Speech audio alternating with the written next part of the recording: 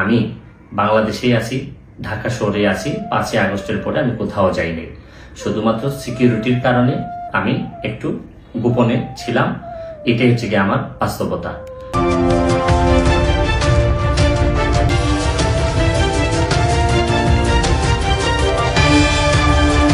অনেকদিন পর ভিডিওতে আসলাম।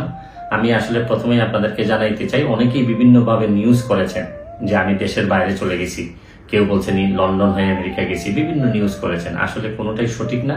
আমি আপনাদেরকে একটা কথা বলতে চাই যে দেখেন, যখন 5ই আগস্টের পরে অনেকে আমারে বলছেন যে তুমি অনেকেই ইন্ডিয়া দিয়ে চলে যাওয়ার কথা বলছেন, আমেরিকা চলে যাওয়ার কথা বলছেন, কিন্তু আমার কাছে আমার মনে কখনোই সায় দেয়নি। আমার কাছে মনে হয়েছে যে আমি কোনোদিন কোনো দুর্নীতি করি নাই। আমি ঢাকা শহরে 10 বছর ব্যারিস্টার থাকার পরেও আমি কোনো প্লট আমার নাই, ফ্ল্যাট নাই, আমার একটা গাড়ি ছাড়া আমার নামে কোনো সম্পদ নাই। তারপরেও আমি কোনো অপরাধ করি নাই। কেন আমি আমার দেশ ছেড়ে যাব? কারণ আমার দেশে তো, এই দেশেই তো আমার লাশ আসবে, এখানেই আমার কবর হবে, এটাই আমার বিশ্বাস। সুতরাং এই দেশ ছাড়ার জন্য আমি কোনোদিন, আমার ইচ্ছা হয় নাই। আমার কাছে মনে হয়েছে যে যদি আমার নামে কোনো মামলা হয়ে থাকে, আমি এটা বিচারের মাধ্যমে, যেহেতু আমি আইনজীবী, আমি মোকাবেলা করব। এই সৎ সাহস আমার আছে। আর আমার একটা বিশ্বাস, যেহেতু আমি আইনজীবী, আইনের প্রতিও আমার বিশ্বাস আছে।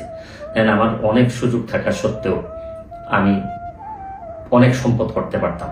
আমার হালাল ইনকাম দিয়ে আমি অনেক সম্পদ করতে পারতাম, কিন্তু পুরা টাকাটা আমি আমার চুনারঘাট, মাধবপুর এবং বিভিন্ন জায়গায়, ইভেন বন্যার সময়, দেশের বিভিন্ন বন্যার ক্রাইসিসে আমি চেষ্টা করছি মানুষের কল্যাণে দাঁড়ানোর। ইভেন সংস্কারের যে কার্যক্রম, এই কার্যক্রমেও আমি এমন সব লোকের বিরুদ্ধে মামলা করছিলাম যাদের বিরুদ্ধে এখন মামলা চলতেছে, কাজ হচ্ছে। এগুলা প্রথমে আমিই শুরু করছিলাম। তারপর আমি মনে করি যে দেশের কল্যাণে এটা কাজ করে যেতে হবে, এখানে ক্রেডিট নেওয়ার কিছু নাই। যদি দেশকে ভালোবাসেন, দেশের সংস্কারে কাজ করতে হবে, এটাই স্বাভাবিক। আমিও মনে করি যে যদি সংস্কারের জন্য আবারও কাজ করার সুযোগ পাই, আমি কাজ করব। আর সুযোগ না পাইলেও আমার কোনো অসুবিধা নেই। আমি একজন আইনজীবী হিসাবে, সুপ্রিম কোর্টের আইনজীবী হিসাবে আমি আমার প্র্যাকটিসটা চালাই যেতে চাই। কারণ আইন অঙ্গনে যেহেতু যাত্রা শুরু, আইন অঙ্গনের মধ্য দিয়ে শেষ করতে চাই। আজকের মতো বিদায় নিচ্ছি। ভালো থাকবেন, সুস্থ থাকবেন। আমার এই সম্পদের আমি মনে করি যে কোনো সংস্থা দেখতে পারে, তদন্ত করে, যে একটা গাড়ি ছাড়া আমার নামে কোনো কিছু আছে কিনা। আমি কোনো সম্পদ করি নাই নিজের ইনকাম দিয়ে, কোনো সম্পদ করি নাই। এতদিন ব্যারিস্টার থাকার পরেও, প্র্যাকটিস করার পরেও, ভালো প্র্যাকটিস করার পরেও যা সম্পদ ছিল সবই মানুষের কল্যাণে দিয়ে দিছি।